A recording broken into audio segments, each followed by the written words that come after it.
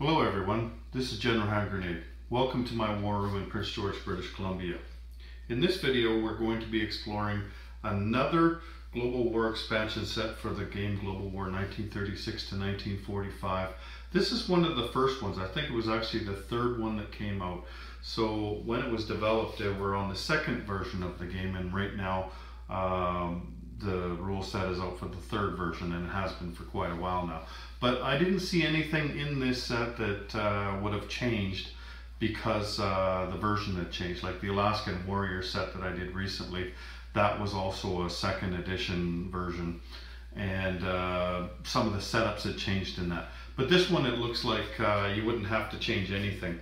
So this one's actually pretty cool. This is one that I was going to develop for Axis and Allies, and so I purchased it quite a while ago, and I never got around to it. I was trying to think of a way to change it for that game, but I never got around to it.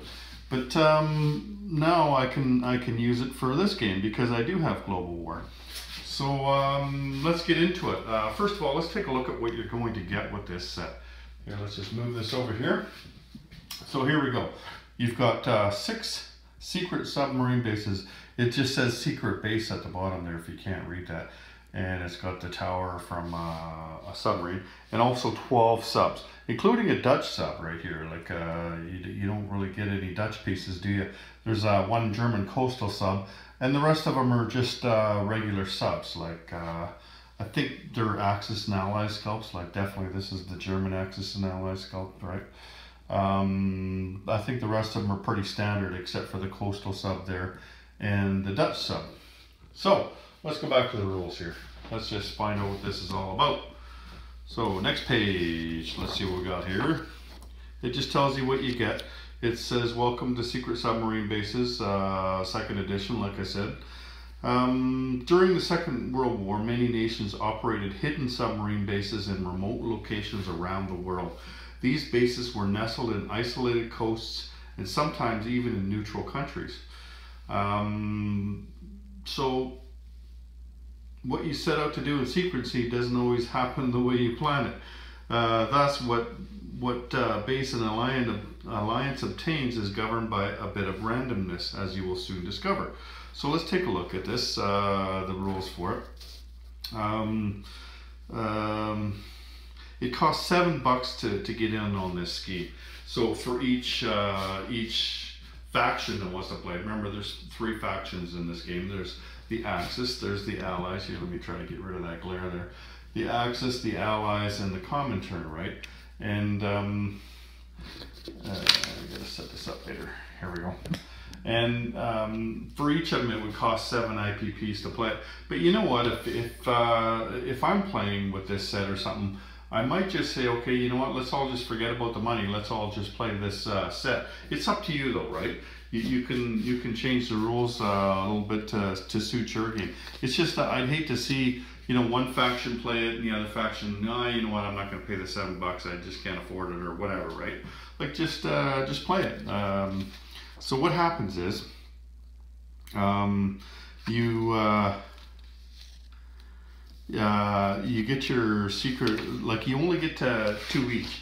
There's 6 choices for each place, but you only get 2 each. Like here, we're taking a look at this first table here. This is the Axis secret bases. So you're only going to get 2 of these, and you don't know which ones you're going to get, right? You're going to roll a 6-sided dice, and on one turn, and whatever number you come up with, that's the base that you're going to get. So it says the place units in collect income phase that a player makes a dice roll to determine the location of the base using the table for this alliance.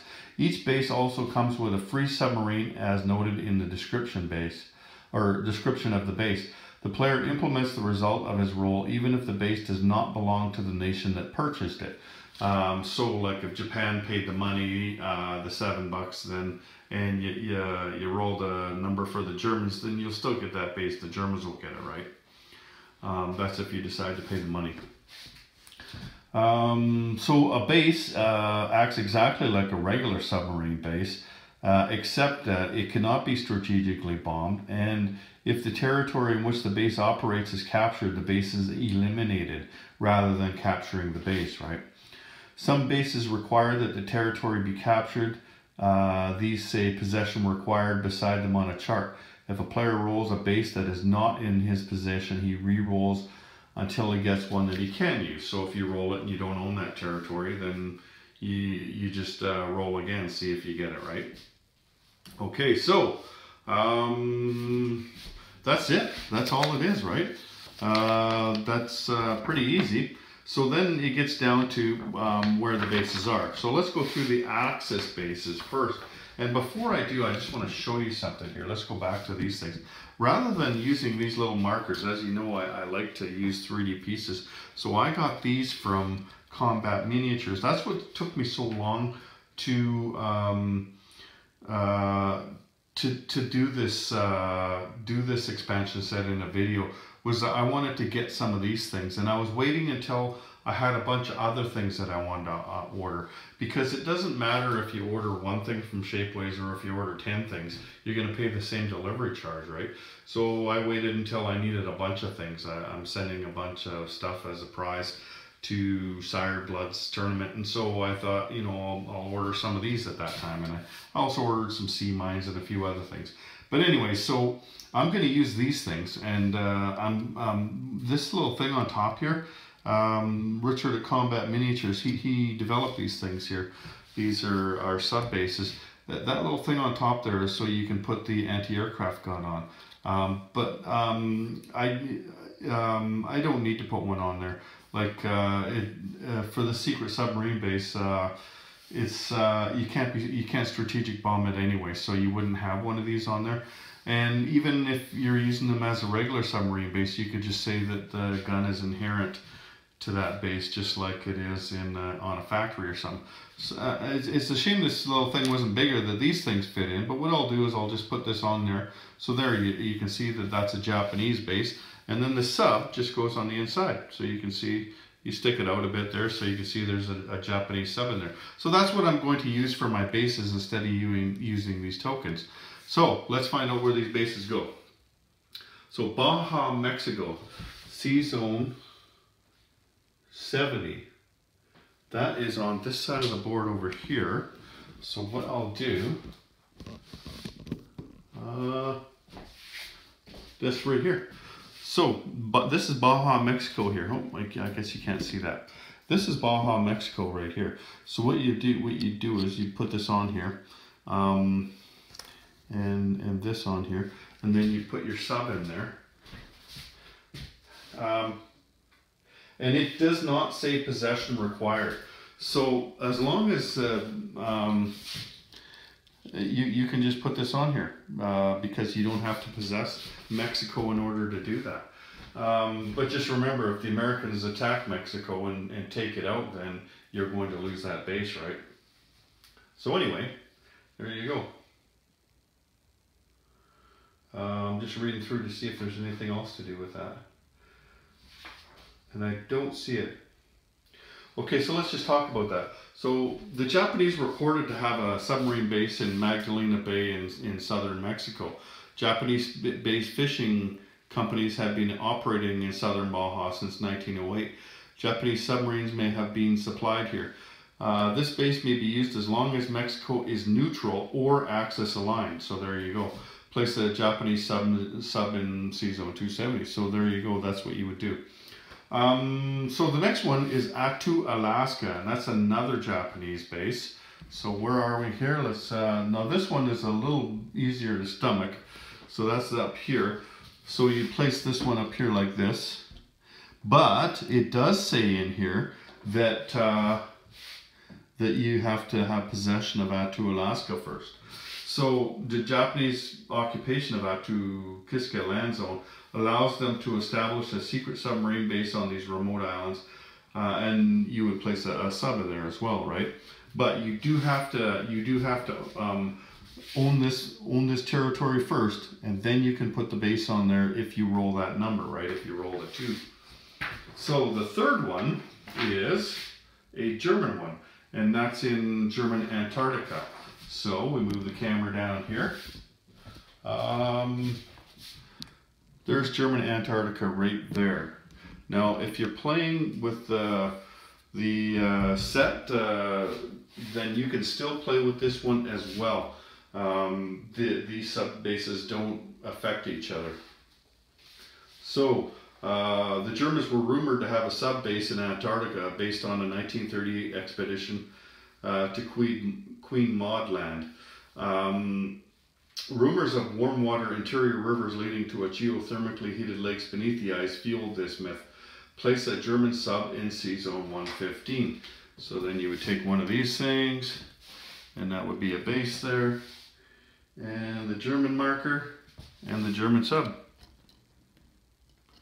Oh, sorry about that. Here we go. There we go. So then you'd get a German sub base down there, and that would of course help you out greatly with attacking the Cape Cod or Cape Town line down here, Cape Town to London line, or the East Africa line over here as well when you're convoying, right? Okay, so there's that one, and then what's next? Malay. Malay sits on the geographically critical Strait of Malacca that regulates the passage between the Indian Ocean and the South China Sea.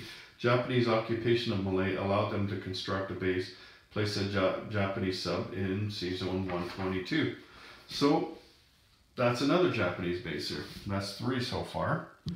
And let me just see here. It says possession required. So you would have to possess Malay here. This is Malay where the British own it currently. So you would have to take that out, and then once you did, then you could build your secret Japanese sub base, and of course get your free Japanese sub in Malay after you took those guys out. No, it's not as easy as it looks though, because they got a coastal gun there, and they've got a pillbox there, fortification, and then who knows how much stuff they're going to pile on there before you get to it, right? And then if you roll a 5, that's a German base, and you're going to have to possess this one as well. That's Constanța, Romania. So, German forces in Romania. Let's just take a look up here. There's Romania, the yellow place up there. German forces in Romania needed submarines to operate against Soviet forces in the Black Sea. This is the Black Sea here. To this effect, they shipped coastal subs by rail and river to Romania, which operated against the Soviets. The German sub in this scheme is a coastal sub. Place a German coastal sub in that territory. So again, you would take your German and put them up here. And there you go.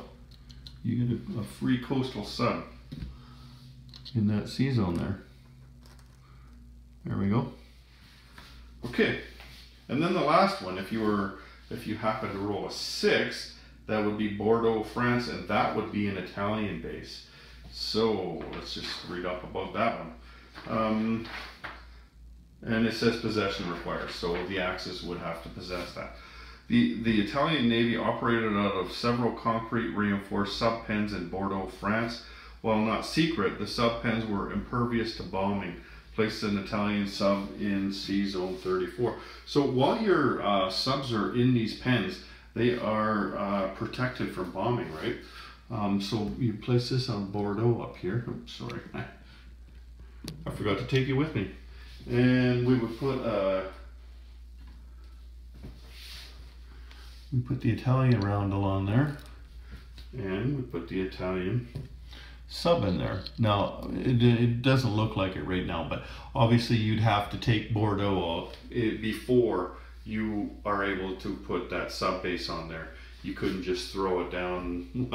Well, France has it, right? So, and that's the Axis bases.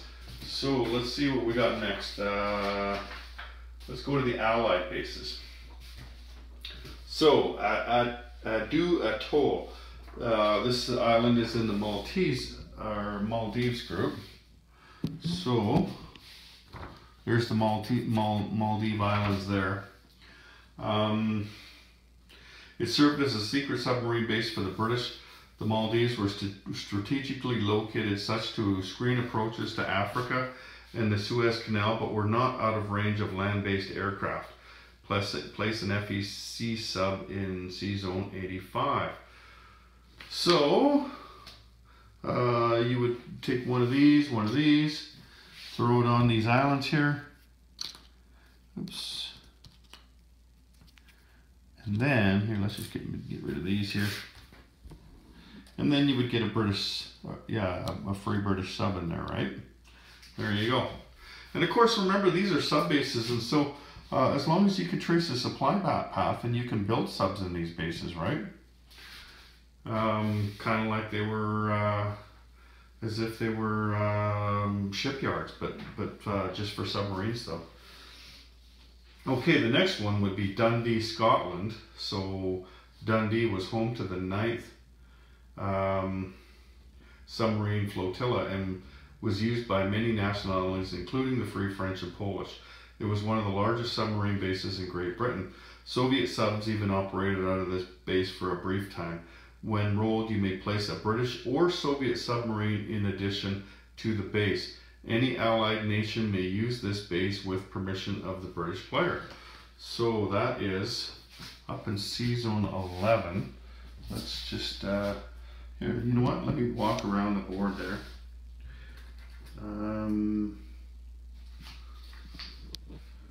So we'll just walk around the board.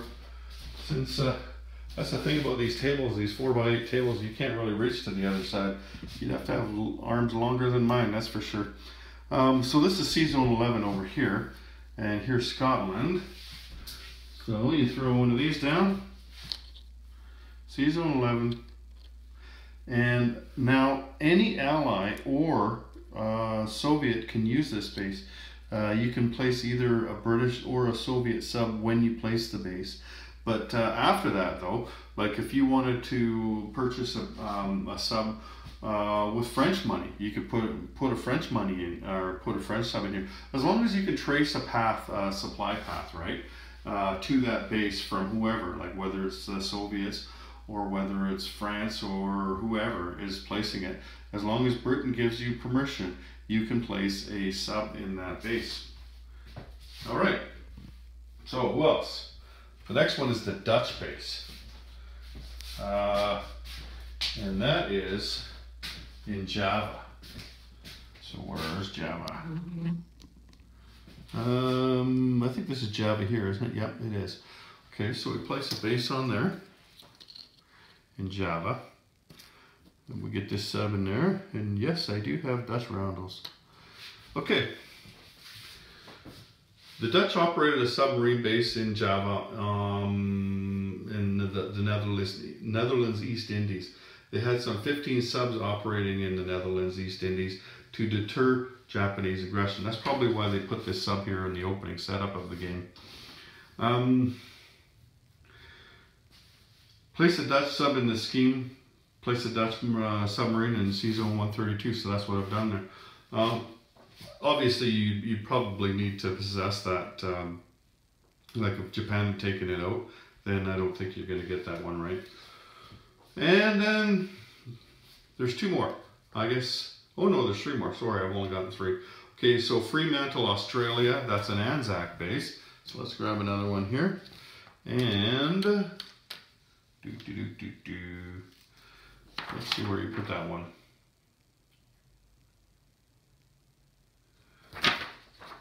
Don't see it just yet.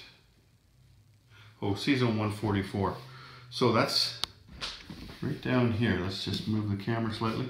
This is C-Zone 144. So there you go there. And then you get this. And you get the Anzac sub. So that goes in there. So, Fremantle. The Australian Navy operated this large submarine base on the west coast of Australia. So this is actually kind of a benefit to you because you're a little closer over this way. You don't have to sail that far. And remember, it works like a naval base in that you're going to get an extra space. You get to go that one extra space from there. So I think subs go 3, so you'll be able to go 4 spaces from here, right? rather than having to start down in Sydney down there, which is kind of hidden on the underside. You're moving over here, and it's highly likely that your supply path is going to be open, right? Even if they were to blockade you in Sydney, you would still have a supply path open with the railway there. Okay, so the Australian Navy operated this large submarine base on the west coast of Australia. The area was served by a railway line which could keep its supply. American, British, and Dutch submarines operated out of the base. When chosen, the player may place a submarine from any of the above nationalities that is at war with a major power. Any of these nationalities may use the base as if it were their own, including as munitions storage location per ordnance expansion. So if you use the ordnance expansion, you can place the ordnance there as well. So this isn't just for the Anzac. You could use it for the American and the British as well. Like you could purchase an American sub and put it down here. I mean, that would be a huge benefit to the Americans, right? To get it down there. But of course, America would have to be at war. Okay, Kodiak, Alaska. Just take a look here. So that's a US base. So C-Zone 19, let's go up to Alaska. There's C-Zone 19 right there. So we'll just grab ourselves a base here. Grab this and grab this. And American sub. So you'd be right here like this. And there we go. So by 1939, a large naval base was located on Kodiak Island. Kodiak was well situated to protect the entrance to Cook Inlet and screen northern approaches to the continent. Place a U.S. sub in C-Zone 19.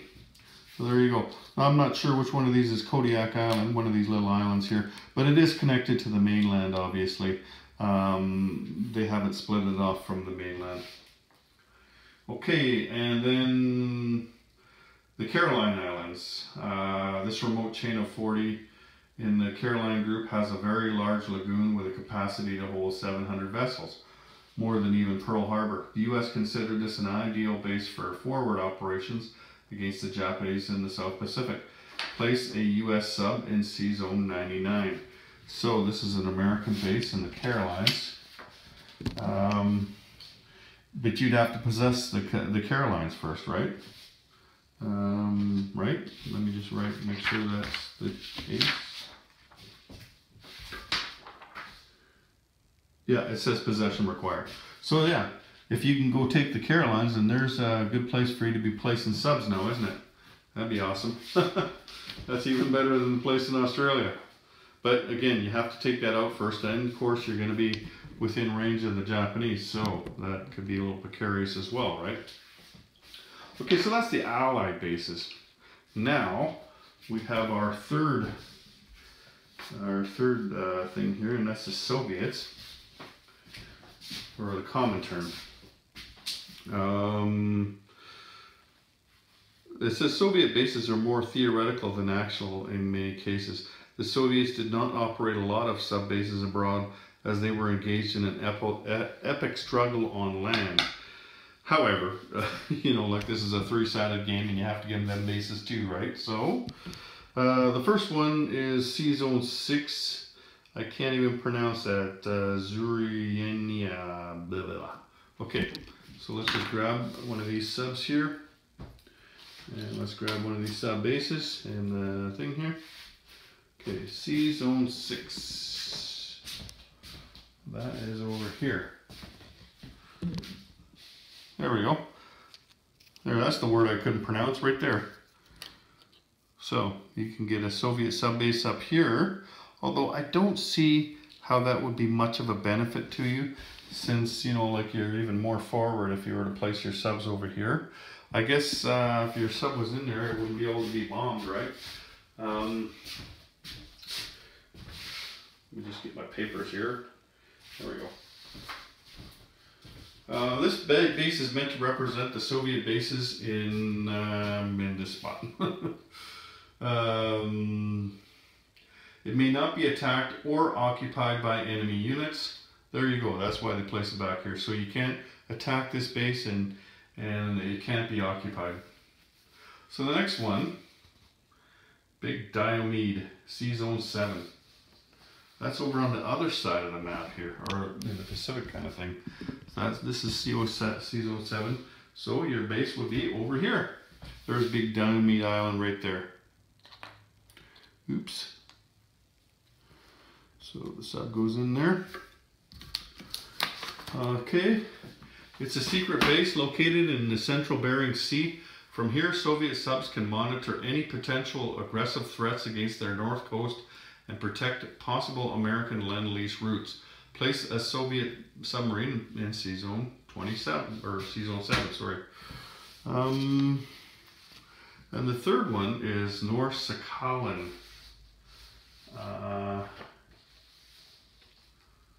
Sea Zone 17. There's North Sakhalin right here. So there you go. See, there's a sub base right in here. Now, these bases over here would kind of help you out too, right? Because you look over here and you do have a naval base, but that naval base shares the same sea zone as the Japanese, right? So it would be nice to get a base outside of there if you were the Soviets. This remote island in the Sea of whatever that says, had been divided between Japanese and Russians since 1905. Place a Soviet sub in Sea Zone 17, so there we go. And they're talking about this island that's been divided here, right? Okay, the next one is CCP. This base can be a Soviet base or a CCP base at the Soviet player's option. The base can be placed in any coastal zone controlled by the CCP. So we're talking about China, right? We're talking about communist Chinese. And right here we have, there is none right at this time. There's no on the coast. So you would have to take over one of these land zones that border the ocean, and then, and only then, could you place one of these secret sub bases, and then you could place either a Russian sub or the CCP sub. But in order to do that, you'd have to take over China first. So this one's not very likely. You'd have to take over all of China first in order for you to build more than just dudes and militia, right? Then the next one, here, let's pick this up, is Soviet Republic. It's in Republican Spain. So as long as any land zone in Spain is Soviet controlled, neutral, or Soviet aligned, a secret sub base may be placed there. So we're looking at if the Republicans won the Civil War. Let's say they won the Civil War and they control this territory here. Well, you can just place this base right here if you wanted to, right? And that and that. So one in Spain. Ooh, so this combination Soviet Spanish base. And the last one is Soviet player's choice. So the Soviet player may place the submarine base in any coastal zone in any Comintern controlled nation, basically. So it could be Spain, it could be China, it could be anywhere in Russia. You know, like you could build one down here or something. I suppose you could put one in here, but that's not going to do you much good, is it? You know, you might want to put it in the Pacific. Just any zone that you control, right? Like it's not just what you have here now. I mean, if you were to take something over, right, then you could put it there. Like let's say you took something down in South America, you could put yourself a secret submarine base down there. If you rolled that 6, and it's kind of a wild card on that one where you get it, right? So I think that is it. Yep, last page, there's nothing on it. There we go. So that's kind of cool. Looking forward to playing that at some point in time. I like these ones, these kind of schemes, these expansion sets that have units that come with it, because everybody gets to use it, right? It's not just one of those sets where, you know, the Germans get to do this or, you know, the Americans get to do that. everybody gets a hand in it, and everybody gets to put their units on, and you get more units, right? You get extra units, units for free. This is kind of reminds me of the elite, what is it, elite fighter squadrons. It's the same kind of deal, right? So like one of the things that you could do, like what we did when we played the battle in the bush, was everybody got all of their planes and they just placed them. Your elite fighter squadrons. You could play this where each nation gets 2 or maybe 3 of the bases, and you could roll for them, or you could just pick the bases, right? You could say, okay, I'm going to take this one up in Alaska and this one over here, you know, the one in Western Australia. Or you could, if you were the Axis, you could pick one for the Japanese and one for the Germans, of the bases that are options that they have, and Soviet options. You could do it that way, or you could do it the way they said, you know, where you have to pay $7, and only the people that pay the $7 can roll the dice, and if you get that base, and there you go. Anyway, that's up to you. However you want to play the base or play the scheme. It's a very affordable one. It's like I said, it's one of the lowest ones, and it doesn't cost that much, and it's actually a pretty cool thing. I think that it would throw a different wrinkle into your game. Like if you played this game lots and you're looking for something different, you're looking for something to change it up a bit, well, throwing a couple of bases around, you know, all of a sudden you've got an Italian base over there, or a Russian base over here, you know, that's going to change the game a little bit. Dutch base down here, secret base, you know, an American base in the Caroline Islands, a Soviet base over here, right? I took that one off, they put it somewhere else. But it's going to change the game up for you a little bit, and that's what great about all of these expansions says. But that's what this one's going to do, is it's going to change the dynamic of the map a little bit, put units where you're not used to having them. And so I recommend this one too. It looks like a pretty good one. So anyway, take care everyone. General Hand Grenade out.